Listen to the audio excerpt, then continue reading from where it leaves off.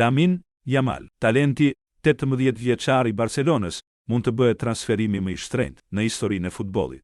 Sipas raportimeve të fundit thuhet se Al Hilal ka gati një ofertë prej 400 milion eurosh për yllin spanjoll. Pas paraqitjeve të shkëlqyera në Euro 2024, ku Spanja fitoi titullin, Yamal është kthyer në një nga emrat më të kërkuar në botë. Ai rinovoi me Barcelonën deri në vitin 2031, me një pagë vjetore prej 21 milion eurosh, por oferta saudite ka ngritur pikpyetje mbi të ardhmen e tij. Klubi katalanas e ka refuzuar fillimisht ofertën duke theksuar rëndësinë e Yamalit në projektin afatgjat.